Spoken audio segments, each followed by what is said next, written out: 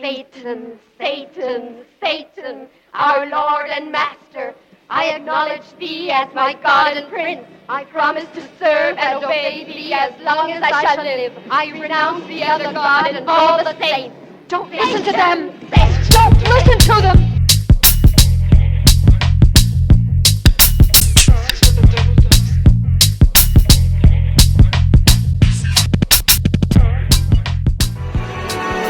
Greetings! What is going on, heathens? I'm Danny Filth from Cradle of Filth, and you are listening to the Ave Satanas podcast. Join Jack, Chris, and Sai, and the rest of the sinners of the Free Society Satanists as they bring you their world of anarchistic Satanism. Hail, Satan! Welcome back to the Ave Satanas podcast. My name is Jack Violently. I'll be your host today. If you'd like to reach out to us, drop us an email at avesatanaspodcast@gmail.com. The ASP is a production of the Free Society Satanist. We're a worldwide collective of anarchistic Satanists under the banner of the Global Order of Satan. For more information, check out our website, www.freesocietysatanist.com. There you can find the link to join us on Discord, where you can be a part of all the devilish good times that we are having. One final thing. If you enjoy the podcast and you find value in what we're doing, it would help us out greatly if you left us a 5-star review on whatever platform that you're listening to, as it really helps out the algorithm. That was a mouthful. Boy, do we have a show for you today, guys. Today is going to be an uncomfortable conversation, but it's one that I think that it's important to have. And to help us navigate the discussion, as always, we have the Grand Inquisitor of the Free Society Satanist, Chris. What's going on, dude? It's going, man. It's going. Have a pretty good day here so far. How about you? Yeah, sweating my balls off, dude. It's like 75 degrees outside. Yeah, we got bipolar weather here in Georgia. And I'm sure our next guest here is having drastically different problems, being all the way up in the Northeast. We are also joined today by the co-founder of the Free Society Satanist, Sai. What's going on? Yeah, definitely the weather is way different. I mean, I can relate to the bipolar weather living in Pennsylvania. The weather is always back and forth, left and right, and in between. But yeah, it's actually pretty cold and windy up here today. I would trade you for about another couple of weeks. I'm not ready for the cool. I won't say the cold, but the cool to be gone just yet. Yeah, like right now, it's like perfect riding weather. It's like 74 or something outside now. I'm really like struggling of not getting on my motorcycle instead of doing this. Why not both? Right? Well, I think these Rode pod mics only are rated for wind resistance of like most people's breath. I'm not sure you can podcasting while riding a motorcycle might not be the best way. And you can absolutely be riding your motorcycle in the next hour. But right now, we're going to talk about something that you don't hear a lot about in the Satan sphere. It's a topic that I think needs to have a little more discussion on the matter, and that is that Satanism shouldn't only be considered an anti-Christian thought process, as that can be problematic as Christianity itself. So really kind of sparsing it out here. The first kind of, where we're going to go is like why Satan in general. Yeah, I had a small thought on that. And, the first question that comes to mind in response to that question is why not Satan? For the majority of people that identify as Satanists today, we come from a society and a familial tradition centered around Christianity in some form or another.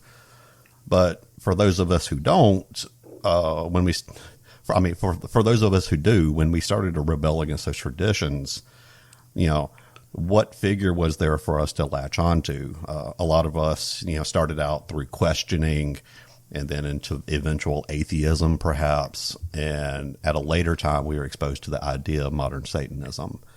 I can speak for myself that when I happened upon modern Satanism, it kind of scratched an itch I had at the back of my brain. It made sense to me. I was like solidly in the fuck religion, fuck Christianity mindset. And the idea of folding myself into a community that had similar ideals and utilized the figure of Satan in direct contradiction to the religious ideals and tradition I was freeing myself from, it just felt right, you know? So Satanism, using Satan, felt right to me. But again, I came from a Christian dominant background, you know? How about you, Sai? What's your thoughts? Honestly, I think, to kind of dumb it down, you know, I think a simple hypothesis to this quandary, if you will, is, you know, Satan was and still is the majority of what people blame the evils in this country on. And so I think LaVey, you know, started Satanism by naming it Satanism, to capture and mystify a broader audience with a much more well-known and commonly used evil.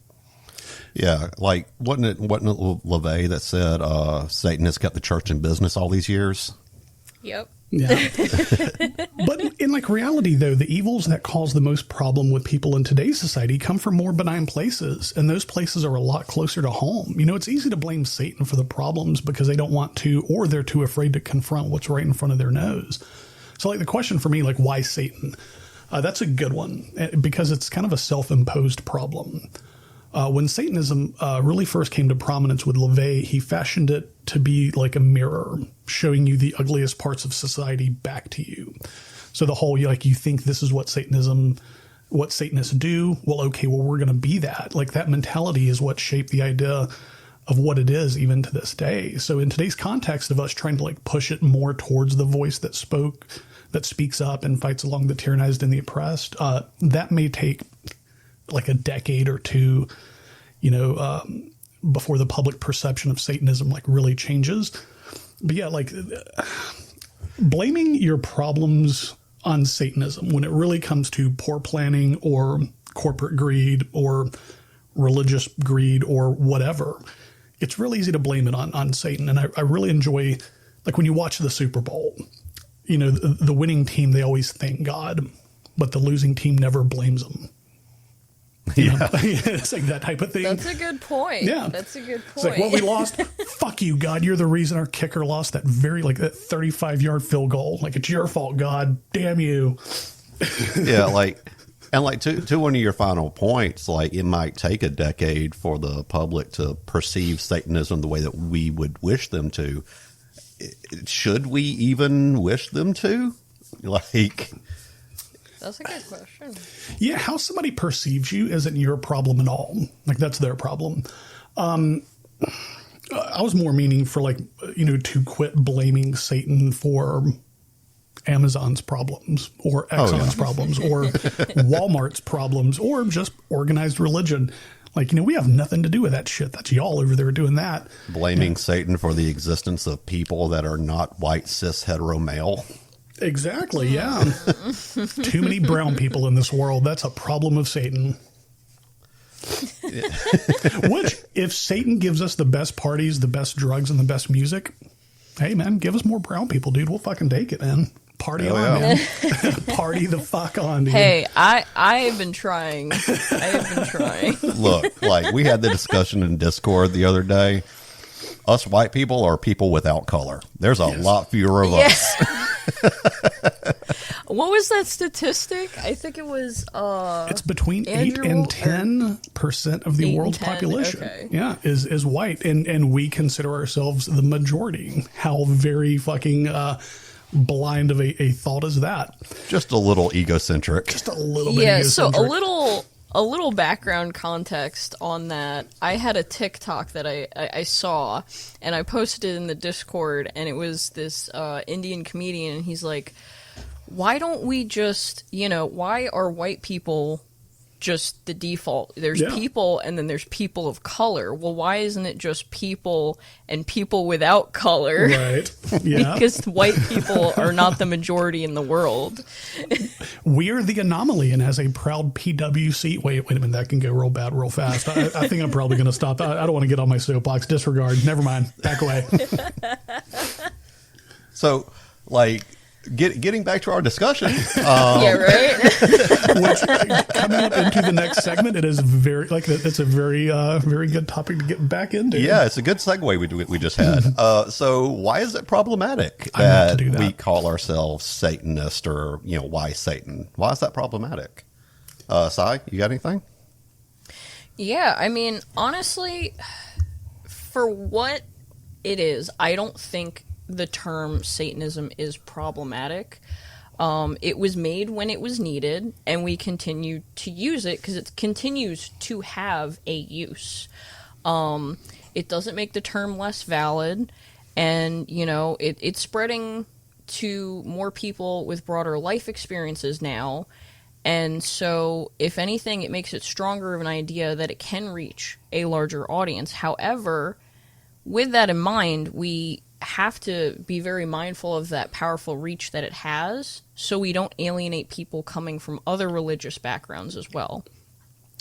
So much of Satanism caters to, one sole demographic, and, that's it. Again, it was relevant at one point in the past, but like many alternative spaces, it's not evolving properly and keeping up with the times.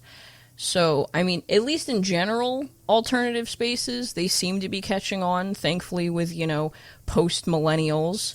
However, Satanism, not so much. Personally, I grew up a Muslim until I was 12 years old. And, the Quran, while it's the, last installment, quote-unquote, of God's Word, naturally, it teaches about the two quote-unquote installments before that, which is, the Torah and the Bible. So, I mean, even though I was a Muslim, I still had a little bit of background information about Christianity. But, the anti-Christianity rhetoric that is very, prevalent in Satanism, it hits only in the way that I hate that it's forcing itself on people in the U.S., but I don't identify with the hate as an ex-member. I just identify with the hate as an outsider seeing what it's doing to people. So, I don't have skin in the game, so to speak, as much as some other people. And personally, as soon as I hear that there's a sole episode of, any podcast or I watch a lot of YouTube essays. So any YouTube essays where Satanists are harping on Christianity, personally, it doesn't apply to me. And so I skip it. So I wonder how other non-Christian backgrounds coming into becoming Satanists, how they feel about that. Do they also just they watch one or two episodes and then skip it, or do they just skip it altogether? And it's kind of alienating or othering to not talk about the other, theist ideologies.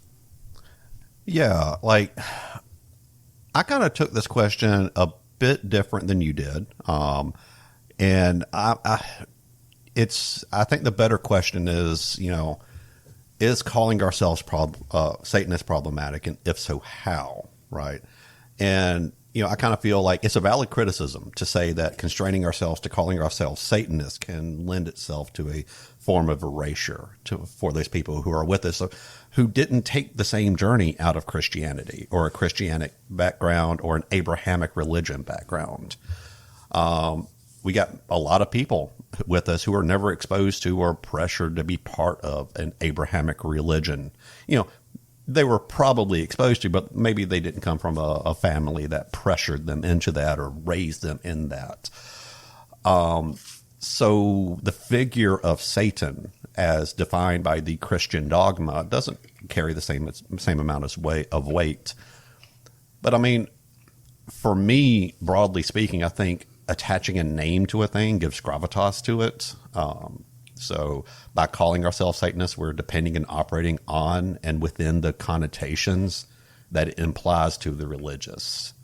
But I mean, more broadly, Satanism as an identifier may be flawed in and of itself, because we are primarily an atheistic type religion using Satan as the figure, the literary figure of the adversary. But, we can look at other religions and see that they also have figures that were perceived or shown as the adversary. Maybe we should call ourselves Tiamatists after the ancient Babylonian creation myths. Maybe we name ourselves after the Sumerian demon goddess Lamashtu. And then I would, offer like Prometheans, because Prometheus was,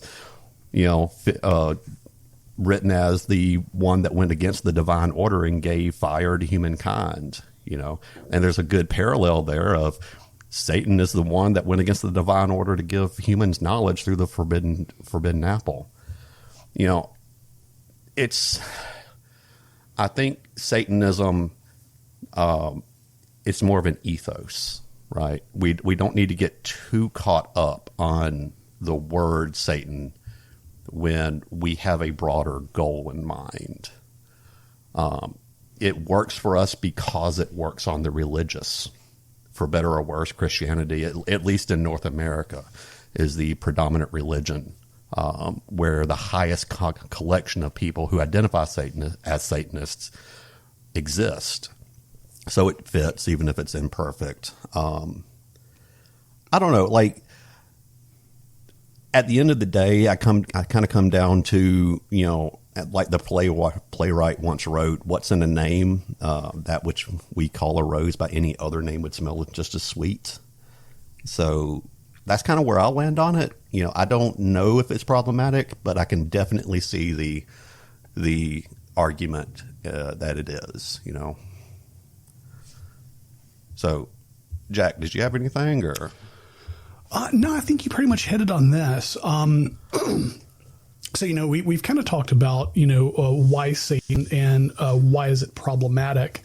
I think now would probably be a good time to kind of like focus and, split the show up into two here and kind of talk about our fundraisers that we have going on this year. Yeah, definitely. So like I've presented in other episodes, we here at the Free Society Satanist have decided upon running our first fundraiser. And that fundraiser is going to go towards benefiting the Metro Atlanta Mutual Aid Fund. It's a grassroots initiative created by community members from Metro Atlanta that's witnessed the needs of their neighbors and decided to affect positive change in the world and to those that they can help. They put their efforts into meeting the needs of those people who are the most vulnerable in the current economic climate, and let's face it, the current political climate as well, with a focus on those people in the BIPOC community, as well as members of the LGBTQ plus community, people with disabilities, and the undocumented and refugee communities. If you want to know more about the Atlanta Mutual Aid Fund, I urge you to go to atlantamutualaid.org. From there, you can read all about their mission, the ways that they help. There's a direct donation link there if you would want to donate to them directly. Or if you'd want to join us, we have a channel in our Discord, FSS Fundraising, where you can read more about our fundraising mission. Our fundraising effort will continue on until June 30th of 2025, and any funds raised will be donated directly on or about July 1st of 2025. So you can find our Discord at our website. All of that will be in the show notes. So I please urge you to, just give that a look, see if it's something that resonates with you. And yet another way that you can also help aid in our fundraising is buying merch. So we'll have these links in the show notes as well. Has a woman who is much smarter than myself told us on Discord, we need to start putting this in the show notes too. So all the information for our fundraising will go down there as well. But if you don't want to donate directly and you want to get yourself some swag and also or swag, I guess is the appropriate term for it, as showing my boomer age there. Satanic swag. My satanic swag. Yes. If you want to buy yourself a shirt, some pins, a keychain, some stickers, whatever you want, all the proceeds from anything that we sell go towards our two fundraisers a year. So yeah, we've talked about, why Satan. We've talked about why is it problematic. Satanism is supposed to be inclusive. So why are some satanic collectives not? My thought on this one is that the problem is leadership, pure and simple. In almost every instance of collectives, one thing keeps happening over and over. They're usually headed up by white middle-aged dudes. And what do white middle-aged dudes want? Power. Anything that can upset the apple cart and question their perceived power is immediately cast out. Sadly, the same thing that happens in the outside world also happens here.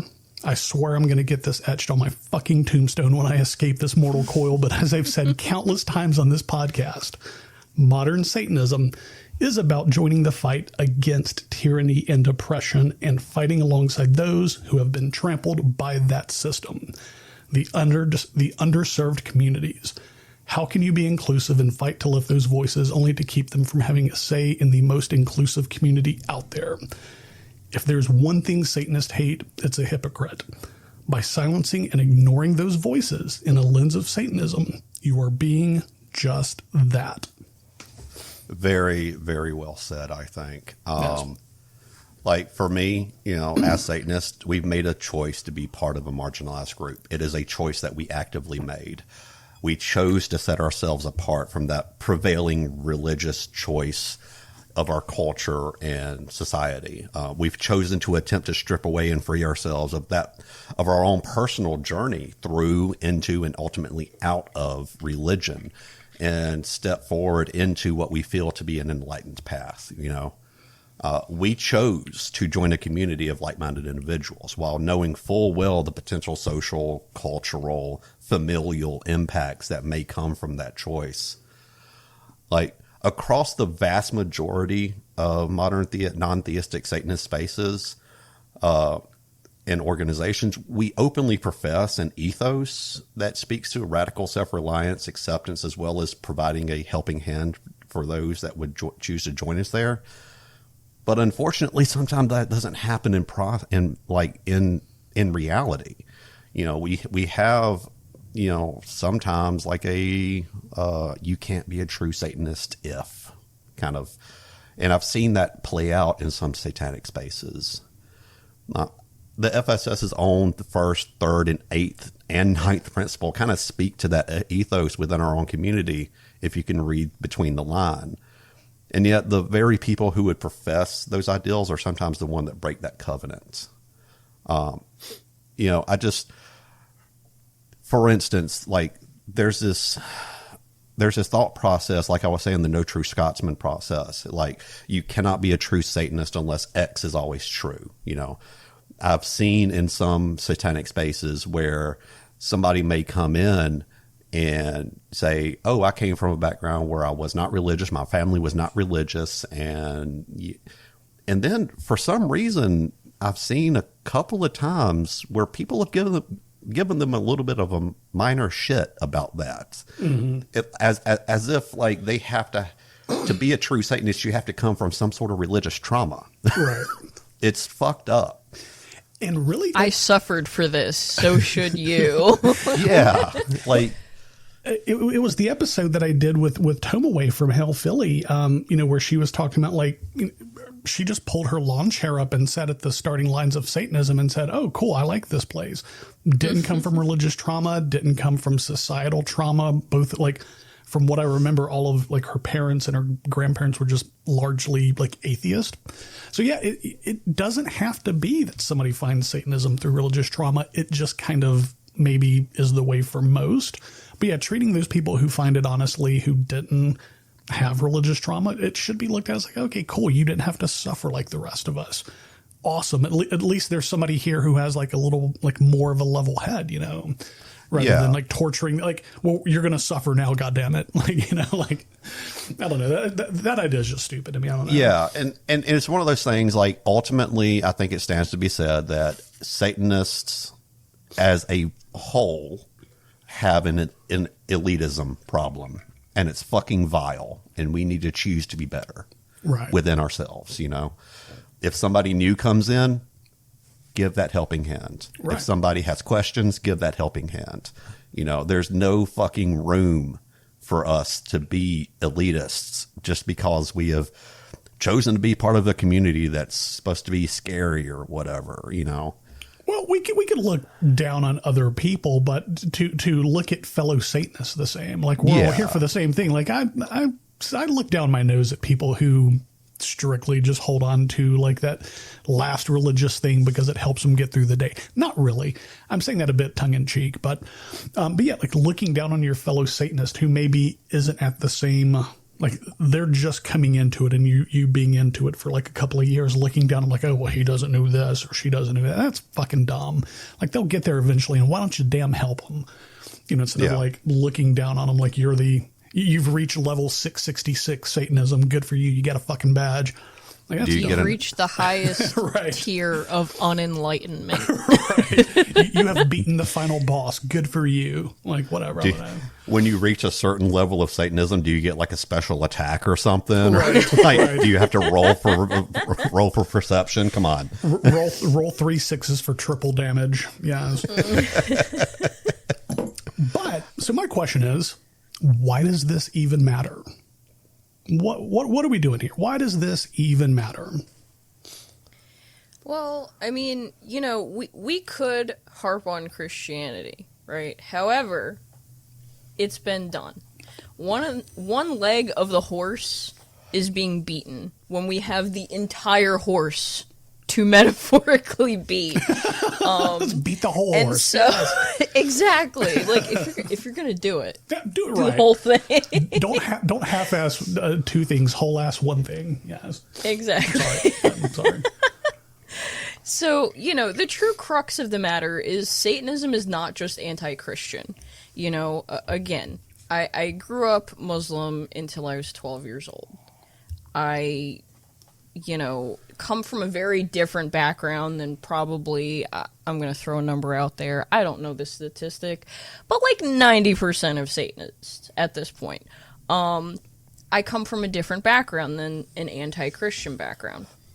And so I think when we just beat this one leg of the horse and we're complaining about one thing over and over and over again, it's just stale, and we need new perspectives, and in order to keep that conversation going, to show that Satanism is still relevant and applicable in the first place, we have to allow other people from other backgrounds to speak. You know, contrary to popular belief, there actually is loads of material to go off of. It's like every other facet of Western groups and media, not including non-white, non-Christian, even non-Abrahamic people. You know, Jack and I, before we even made this group, specifically wanted to make this a safe haven from theism and, you know, an organized place to be away from all of that. So ultimately, my point is, Satanism is anti-theist. And so what I'm going to do now is I'm going to start beating like the shoulder and the rib cage of this horse. Much like what Sai was saying, you know, thinking of Satanism as simply anti-Christian is not only insulting and invalidating to other religions, it's also insulting to Satanism. The strictly American view of Satanism as anti-Christian gets its roots in the fact that Christianity, sadly, is the dominant religion here, in the fact that it shapes a lot of the laws that govern our society. And that includes like non-Christian members. So as we've said in many other episodes, we view Satan as the opposition of authority and voice that spoke out to tyranny and oppression. Among those voices that Free Society Satanists lift up are the POC community, and many in that community do not come from the Christian background. Among these demographics are ex-members of Muslim and even Jewish faith. So although Christianity is the vocal minority, it would be doing a disservice to represent those who left the Muslim and Jewish and really any other religion where religious trauma is rampant. See, I would argue that religious trauma would be more prevalent in these communities due to their strong orthodox beliefs and practices. True Satanism should not pick and choose for the sake of optics who it tends to go after. True Satanists welcome anyone who has religious trauma from whatever walk of life they come from. So ultimately, I feel like the trope of Satanists being strictly anti-Christian is a two-pronged fault. It rests at the hands of Christians making cringe posts about Satanism to bolster their numbers, Remember the old adage, to unite the people, give them a common enemy. But given the optic that it is an us versus them battle, but it's also rest on the shoulders of Satanists to stand up and fight the fight alongside ex-members of other religions, as well as acknowledge them as being just as bad and sometimes worse in the terms of trauma inflicted on its members. So here are the words directly from my lips. Anarchistic Satanism and the Free Society Satanist do not, nor ever will, place any stock greater on one religion than the other. Our mission statement has and always will be to lift up the voices of the marginalized from marginalized communities. If it's Muslim, Jewish, Christian, or the flying spaghetti monster. Just kidding, we kind of think that one's pretty cool. But if you felt persecution from any religion and you're looking into Satanism as a shelter from the storm and a place to grow and heal from past trauma, then we welcome you with arms wide open. I knew you were going to do that. Okay, I knew it. Okay. I haven't snuck in a Creed reference all year. This is the first time. Longtime listeners of the show, You were waiting just for me. God, I had to do it. I was waiting for Sai to get back on the show. Longtime listeners will know last year at the end of 2024, we started trying to see how long we could go by sneaking in Creed references into how many sequential episodes. I think we're going to bring that back this year. I don't know. I wanted to, kind of like lift the levity a bit on that one. So you're welcome, Sai, and you're welcome everybody else listening. Hell yeah, Creed. We should start doing something where we're putting in like little tidbits of like esoterica commentary. And at the end of the year, the person that emails us with like, this is what you've been referencing, may get something. I have enough. Yeah, you know what? I have enough That's gear. A good idea. Yeah, I have like 2,500 stickers. I have probably 300 pins and 200 keychains. Dude, we could put together a little goodie bag if somebody wants to do it. Hell yeah, Ben. And it won't be Creed because you just gave that one away. We just gave that away. Yeah, we will have to start and implement one. Yeah, let's think about that. We'll workshop it. But I am so that came so naturally, and I loved it. The mic worked, my voice held. With arms wide open. Love it. All right.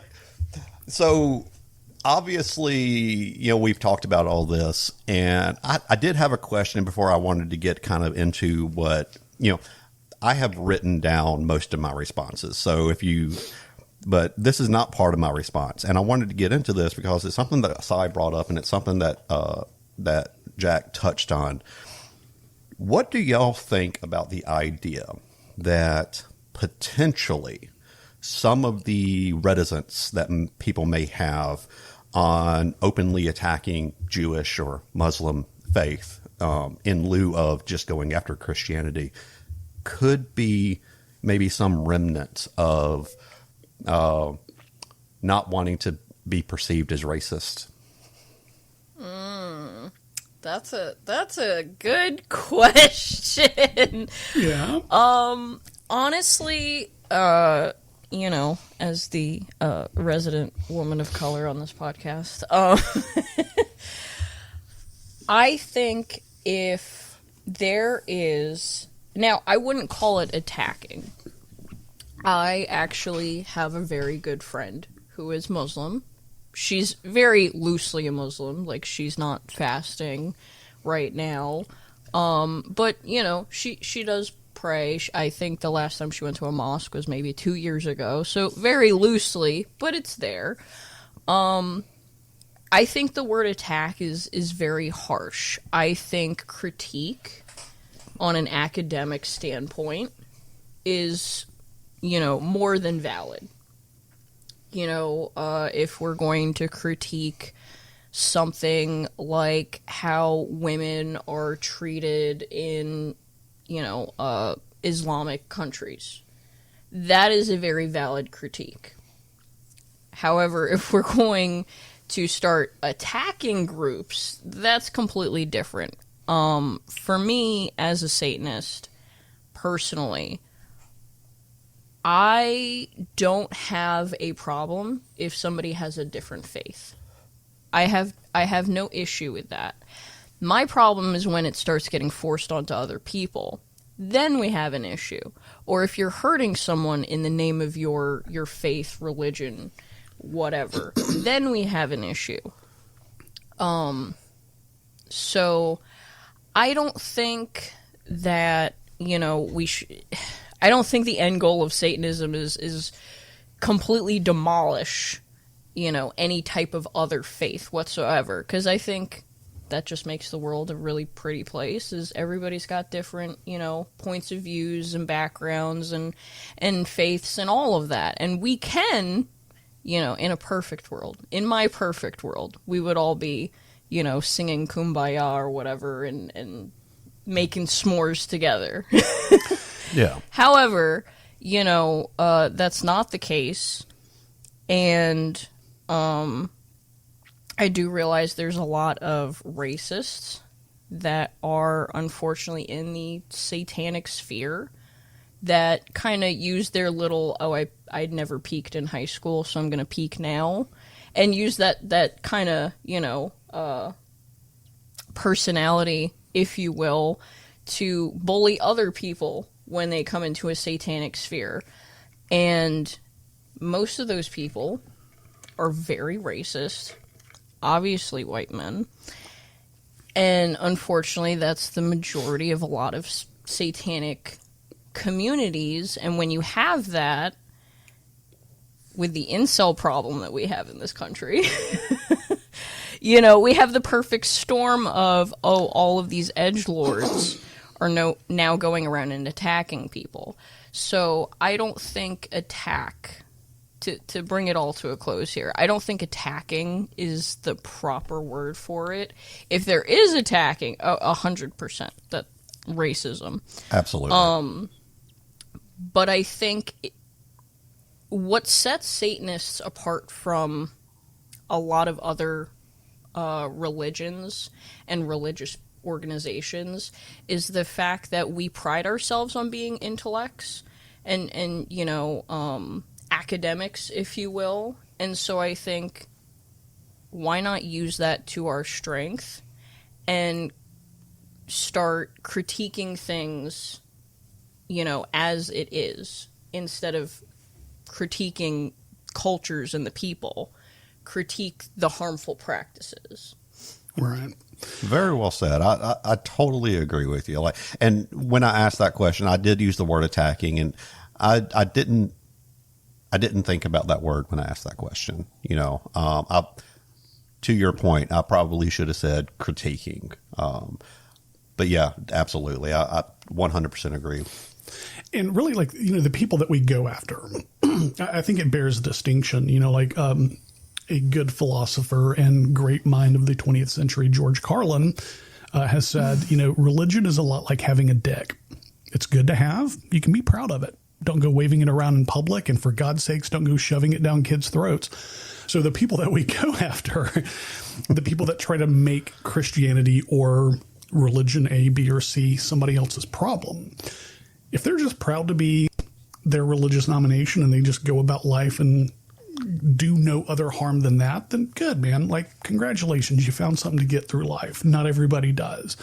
But it's when you start making it other people's problems and you start burdening other people, that's ultimately where we should start focusing it on. And it shouldn't just be Christianity. So the whole reason why I tend to choose Christianity as the thing that I go after is because they're like the vocal minority. It's what you hear about the most. You don't hear too much about, like, Jewish people going after, like, you know, like saying, well, we need to make laws against this, or we need to, like, you know, these people are demonized. It's loud, backwards ass Southern Baptists who have the microphone. And they are also, like, you know, like I had said before, the vocal minority. So, you know, to go after somebody who is just proud of a faith and who just lives by a faith and leaves people alone, if you go after those people, you're kind of a dick. But, like, to go after somebody like the Westboro Baptist Church, they're a real easy target to go after because they make it easy for themselves. They paint that X right on their fucking chest. Then at that point, I mean, you're doing a net positive, you know, so it's finding out what you are supposed to be going after. And it's not every religious person, because there are people much like us who approach it honestly and want to represent their faith honestly and without problem. So I don't know, like, I'm rambling at this point now. I can't talk myself out of this room. Go ahead. Yeah, and it's one of those things like we should be watchful in our own spaces to not fall into the traps that focusing solely on Christians can lay for us. Traps that would turn away the marginalized people who may come from something other than the white Christian background that you and I have, Jack. We've got to be careful not to minimize or trivialize the lived experiences of our fellows if they have not traveled that similar path. And it's so easy to do. It's such an easy fucking trap to ensnare us. We are legion. We are many, after all. See, and I did something there. Even in that simple expression, I've utilized words that have come directly from the book of Mark in the Christian Bible. It's easy. It's so easy to fall into that line of thinking because it's part of our lexicon, right? If we're to call ourselves what we call ourselves, then I believe we got to recognize that a seemingly laser focus on anti-Christian rhetoric is malformed in its concept.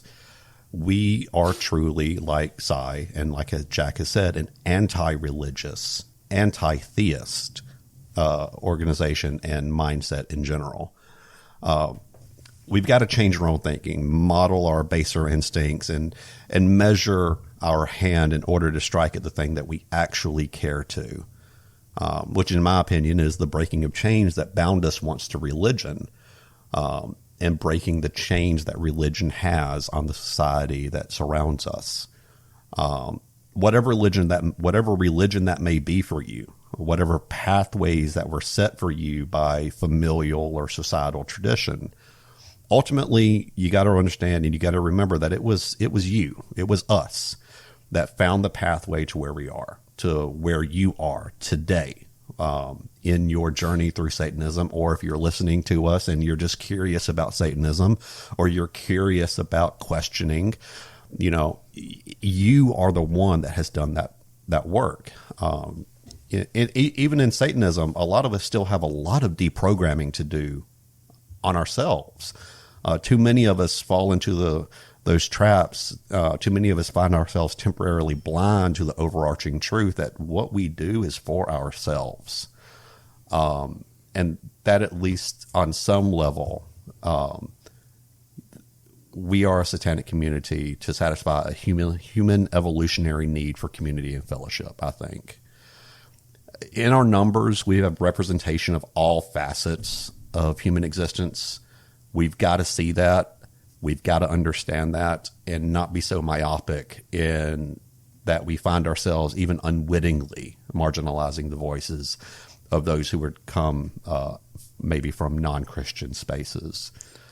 And like to kind of Sai's point in that impromptu question that I had, we've also got to be mindful of maybe our own ignorant racism, our own ignorant hatred. I was talking to a good friend of mine last night, and we were talking in depth about racism in general. And he told me a story about someone that he knew that was so casually racist because they had never been, they didn't grow up in an area that had a lot of POC, it was a white community. I think in their yearbook, they had like 3 people of color in the entire book, including staff and teachers. And they would just be so casually racist without ever knowing it. And there's that fact. There's ignorant racism that we've got to be mindful of. There's that ignorance that we've got to be mindful of and grow from. So that's kind of where I'm at on it. I know that was kind of rambling, but no. Yeah. You said at the very beginning, about not minimize or trivialize the lived experience of our fellows just because they haven't traveled the same religious backgrounds as us. And I think it breaks down to being self-absorbed and ignorant versus willfully ignorant. So I heard this saying, it's like never attribute to malice what you can attribute to incompetence. So meaning, like, if we're looking down on somebody and we're just putting, I think I suffered more than you. A lot of the world's problems could be solved by changing your way of thinking. So what I like to do is I like to think things through the alternate universe theory. So what if the world was exactly opposite as it was now? So I'm now thinking through your point of view. So anytime somebody, like, you always hear like, well, white people had it hard too. No, the fuck we haven't. Since when? And they always use the most benign, like, well, the Irish were used as slaves. So who the fuck cares? You know, like, to think about people's problems from their point of view and to see like, well, what if I was the one who had to go through that? What would my frame of reference be? What would my tone be? What would my thought process be? You can change 95% of any interaction just by thinking things through the other side of the coin. And in doing so, you can go, well, I was going to respond like this, but now I see if I say that, somebody's going to, like, this person will find that offensive.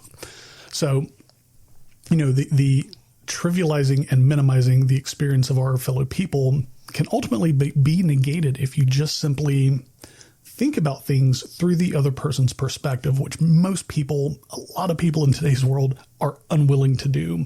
So take that, you know, that's a free lesson from Jack here, the alternate universe theory. When you're out in public and you see somebody, like maybe, you know, you're at Walmart or you're at the grocery store, you see a homeless person stuff something in their jacket and try to walk away. Don't think of it as like that person's stealing. Think of it as that person is trying to survive the day, and put yourself in that position. Try to think about it like, ultimately people would look down, oh, they're stealing, they're trash. Think about if you had to do that. Think about if you had to do that to survive the day. Would you do it? And would you care what people said about you? Ultimately, I think the answer would be no. You would not care what people thought about you. And you can broaden that. Once you know that one little trick, you can broaden that to the wider masses and think about any problem through the lens of the person going through it. And that can solve a lot of problems that we go through today. I don't know.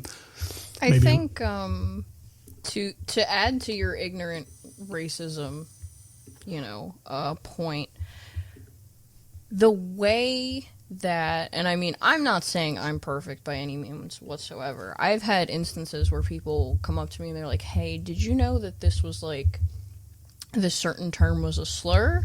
Which I had no idea at that time. You know, did you know that this thing was, you know, offensive to somebody? And I did not know at the time. How you react in these situations kind of shows the other person what type of person you are. Yeah. So, definitely. you know, if you react with shock and you're like, oh, wow, I did not know, I'm so sorry. That kind of sets the tone for the rest of the conversation and interactions with that particular person or people, because now they see, oh, this person didn't know. I can't hold them to this, you know, this standard because they had no idea. Mm-hmm. However, I think a lot of Americans have this mindset of, I need to know everything all the time, and if you don't know this, you're wrong. Yeah. A lot of people get very defensive because of this mindset. A lot of people get very defensive when they get called out for certain things, and that does not help your stance at all. Yeah. As soon as you get defensive, you have shown that you do not care whatsoever. And I think life is constantly learning and evolving. If you're not constantly learning and evolving, you're with the dinosaurs, bro. Like, yes, Chris and I had a really good talk on the Paradox of Tolerance episode a few episodes back, and we kind of attribute you to being one of the reasons or one of the ways that I like challenging people's thought processes. And it's simply a one-word question, and that is why. So, you know, like if you catch somebody on a bad day and they say something kind of crazy and out of pocket, and you go, why'd you say that? Like, what do you mean by that? And I had said it back in the show before. You can go back and listen to it. But it's that one question that you taught me way back in the day has such weight, and it's such a sharp knife to use right out of the rip, because they can either go, oh, damn, no, dude, you're right. No, yeah, I did say that wrong. Fuck, you know, like, yeah, I don't really think that way, but, you know, I'm having a bad day. Shit just came off weird. Or, like I said in the other show, they sign their name to it. And you can now know that that is a person that I'm going to treat with contempt, because they doubled down and they signed their name to it. So I've learned a lot from you over, God, it's been just about a year, but that's been my most favorite thing that I've learned from you. to which you have taught me many things on many different days, but I've kept that one close to the vest this whole time. So I do appreciate that life lesson. Well, thank you. Yeah. So I think we've kind of covered everything for today. I think we beat all the legs. Of the Something like that. I think we left the ears intact, but we're getting there. We're now hitting the horse in the jaw and in the face. We're tenderizing this horse meat. We're going to have such good horse burgers coming up after the show. This meat will be super tender. And then glue for later. Yes. This glue will be the most velvety, soft glue you've ever put on paper. The best glue you ever huffed. Hey, now, I mean, if it's gonna be that kind of party, one thing that we haven't done in quite a while, Chris actually reminded me in chat. I kind of forgot about this. Longtime listeners of the show would notice that we would end most episodes with like music recommendations, and man, have we had some really good shit come out over the past couple of weeks, man. Sai, do you have any music that you've been jamming to? Oh boy. That is such a loaded question for me. This is called We're putting you on the spot. This is know, padding right? our stats at this point. Yeah, go ahead. This is so yesterday, for anybody who knows me, I listen to so many different genres of music. It's not even funny. But yesterday in particular, 3 artists or bands released an album all yesterday. So my morning was stacked. Yeah. Spirit Box released a new album. Lady Gaga released an album. Whitechapel released an album. That's a whole mix. Exactly, yeah. And Ghost has teased and released a new song to release a new Papa. So that's pretty cool too. Yeah, just a very stacked March so far. But I think I would have to recommend Diabolic Slumber by Whitechapel off of their new album, Hymns of Dissonance. Yeah. With that drop there, Spirit Box was really one of the only one out of the big 3, but besides Ghost, but their album hasn't come out yet. Spirit Box is the one that really hit closer to me, and I love Spirit Box. Okay, so when I listen to music, I think about things like kind of esoterically. What does this music remind me of? And her voice mixed with this like kind of ethereal staggering that she does, it sounds to me like the personification of flying. I don't know why I think that Spirit Box always reminds me of a bird just kind of flying through the air. And when it gets hard... I can envision that, actually. And when it gets hard and like he starts growling, and it turns to like an air battle. Like, I don't know, like birds aren't really like fighting in the sky or nothing, but like it turns to like a dogfight where there's like a bunch of like planes and bombs and shit going off. But then her voice always brings it back to the calm and soothing air flight. I don't know. That may be too out of the way. I've done a lot of acid in my life, but no. I love the new Spirit Box album. There was a ton of good stuff on there, and I'm a huge fan of the other stuff that they've put out as well.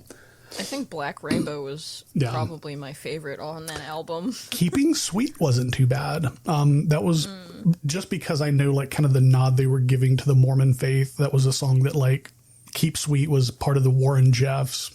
Like they would have that on their wall. So that's kind of a dig at religion, I think. But that song was killer. Every time Warren Jeffs is brought up in conversation, I physically cringe. Yeah. Like it's his face doesn't do him any favors either. No. Like, and I'm a lot like Sai. I listen to a lot of things all the way. Obviously, I kind of focus on like death metal, extreme metal, stuff like that, but I also have a really strong electronic and industrial background. So recently I went to go see Cyclone 9 in concert for the first time in like 10 years or something. And they just came out with a new track. I think that they're going to be releasing an album here pretty soon, but the new track is called Devil's Work. I definitely give that a listen on Spotify. It's a interesting evolution of their sound, where when Cyclone first came out, they were very much so in what's called the agrotech genre, where it's industrial, but a lot of like death metal vocals, hard riff kind of stuff. So Cyclone 9's Devil's Work is one that's been on my playlist recently. And on the other complete different side of the spectrum, this album came out a couple of years ago, but I've been listening through Billy Strings' album, Me and Dad. It's an album that he did with his father. His father is the one that introduced him to bluegrass. It's an amazing album. And it was so cool to, hear an album that he brought his dad in on. There's a documentary, it's like 30 minutes on YouTube about making that album with his dad. It's just a wonderful little watch, and it's a wonderful listen. I have such mad respect for Billy Strings because being a guitar player and a musician for well over 25 years, to play that fast on an acoustic guitar is almost fucking impossible. So when you think about the guys who shred, the guys who like play super fast, the action of the strings, the height from the strings to the neck is super low. You almost have to exert no force into fretting the strings. On an acoustic guitar, that action is almost quadrupled what a metal guitar would be. So you got to have a finger strength.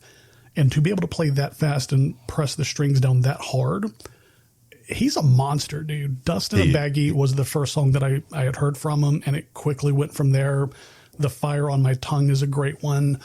I love Appalachian music, what I would call like rebel country or punk rock country. Oh, yeah. He super like identifies that. And there's another guy, Wells. If you aren't familiar with Wells, super cool too. I've heard a little bit. I like bluegrass kind of suffers from this like traditionalism aspect where it's basically all the same chords, all the same kind of songs. There's the old guard, and I think it's really more so the fans, more so than the actual artists themselves. Don't really like new things about things going on. And Billy, I think, really straddles that line incredibly well about bringing new things to the arts and still having that firm basis in the traditional bluegrass sound. And for you, since you are a big guitar head, have you heard Bloodbath by Polyphia? I understood both of those words being English, but put them together and I had no hold idea. on. Go ahead. Is it Polyphia or Polyphia? Polyphia. Polyphia. Oh, I know. Yeah. Okay. You were saying it kind of weird. Okay. Yeah. The dude. I've always heard it pronounced Polyphia. Polyphia. So. Yeah. I've heard it the other way. Yeah. Really? I know the band. But I've listened to maybe a few songs, so I am not like the authority on that band. I'll put up a link to Bloodbath by Polyphia in the music channel on our Discord. Go listen to it. It features Chino Moreno of Deftones. It is an incredible song. Knowing Sai and her love for new metal when we were teenagers. Yes. And she wasn't even born. Her love of that music. I mean, You were like 3. No. I was 16. 96 was when Deftones were like peak Deftonian. She was not of this mortal coil at that point in yes, life. I was born in 95. I was one whole year old. You were shitting on the couch, man. You were fucking, you were sitting there, couldn't do a goddamn thing. No, I can't. I don't know. Shitting on the couch? What the fuck, man? Damn, bro. I remember smoking so much pot listening to the Deftones, riding around in my friend's car just going, God, life can't get any better than this. And young 16-year-old Jack would find out that I was correct. Life couldn't get much better than that. Honestly, Deftones' White Pony album is just the perfect album through and through. Yes. 10 out of 10, cannot be replicated. The Adrenaline album, 7 words. Oh, yeah. 9, engine number 9 and 7 words. That was Skater Andrew for like the 3 months I thought I was a skater until I broke my wrist. And I was like, this is fucking stupid. And it's one of those things like Adrenaline's an awesome album. Yeah. But I have some significant memory loss from like my teenage years. But I can clearly remember standing in line at the record store buying the White Album when it came out or White Pony rather. I said White Album, but yeah, buying White Pony when it came out that day and putting it on my CD player, my Discman that I always kept in my Jinko pockets. If you want to smuggle in a double deuce into any concert or anything, smuggle in a 40 ounce, that back pocket was there to help you, man. I'll be wearing the purple. I will be wearing the purple tracksuit at the upcoming Ghost concert at the meetup. So I'm glad you brought it back around. I was gonna say that couldn't be timed perfectly, by the way. Couldn't have been timed more perfect. Okay, this last band is gonna produce 50% groans and 50% hell yes from the people in this room right now. Best known as Scooby-Doo Metal. Scooby-Doo Metal, the ABBA of black metal. Ghost released Satanized, to which they also kind of teased Papa V or Papa 5, however you want to say it. Papa Perpetua, that would be the name. Sai, what'd you think about that song? I thought it was really good. Yes. I can't wait for the rest. I can't wait for April, and then I can't wait for the meetup, because the first day of the meetup is the concert. Right. So we here at the Free Society Satanist once a year. We may even bump it up to twice a year later on down the line if we get more people. Once a year we have a meetup, and this year's meetup is going to be in Atlanta, Georgia. The meetup is called The Devil Went Down to Georgia, and it's going to be July 11th through the 14th. Just so happens July 11th, Ghost will be at State Farm Arena in my fair city, Atlanta, Georgia. And God damn it, this will be the first time I get to see Ghost, and I am fucking pumped. Atlanta is going to be destroyed that weekend because like 2 days later it's Beyonce. Oh my God. When Beyonce came to Philly, everything shut down. It was the same when Taylor Swift came to Philly too. So like, it's going to be hell. Beyonce and Taylor Swift played Atlanta. Beyonce, I think Taylor played Friday and Beyonce played Saturday. It fucked our city up from Thursday to Monday. Like, traffic was crazy. But I was talking to you, Sai, and a couple of the other people in the chat. So Atlanta's mass transit system is called MARTA, and we have a north-south line and an east-west line. Our train system is archaic as fuck. But I was thinking to myself, anytime there's like a big event happening in the city, how you'll know is you can stand at the intersection, the 5 Points MARTA station, and you see people getting off and on the train. To your average MARTA user who is just using it to go to work, come home, do this and that, then you see 300 people dressed like this insane pope with like skeleton faces, and he's wearing like the big pope's outfit, or 1,000 nameless ghouls walking through the MARTA station. Imagine the daily MARTA user going, what the fuck is happening in Atlanta right now? That's the thing I love about Atlanta. We go hard when it comes to concerts. Yes. Especially like death metal concerts. You'll see people just pouring in like full corpse paint. It's amazing. And Ghost being one of those bands that's like very, they're very showmanship. Like that's 90% of what they do. They write good songs, but they also rely heavy on showmanship. So their fans tend to do the face paint, wear the hat. Some people wear the full regale. And if you're not used to, or you don't know that that's happening in your city, you just think that the city is now being overrun by zombie popes. And you're like, what the fuck is going on? So, well, I think, what was it? It was last tour, I believe. There were a few venues that made people take their face paint off for the last Ghost tour. So I hope that doesn't happen at this venue. The face paint being one thing. I can understand, like, if you have like a big hat, you're going to be messing up the view from people behind you. But if you have face paint, who gives a fuck? Like, what does face paint have to do with shit? I can understand like the big Pope hat just for people having to It's not like we're not getting pat down like we're going through TSA anyway, getting into concerts now. So I mean, getting a half handy in a concert. I mean, shit. Dude, I mean, we have been going for an hour now, and I think that joke is probably a good place to end on. Does anybody else have any more music that they kind of wanted to bring up that they were excited about? Nah, it's just those 3 releases that have been on my mind. There you go. We took it from Whitechapel to getting a soft handy at a Ghost concert. I think we can end it here, guys. We're really appreciative and respectful and thankful for all of you guys for listening to us over this past 6 months. thank you for sticking around with us, first of all. And we do not take your trust lightly. We hope to bring you more great content coming up in the very near future.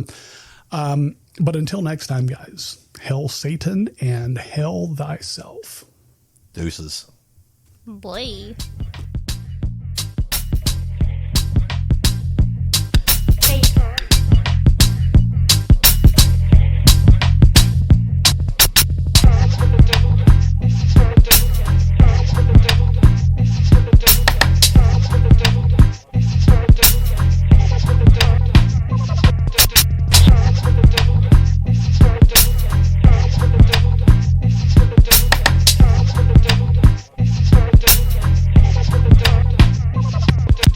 Satan, Satan, Satan, our Lord and Master,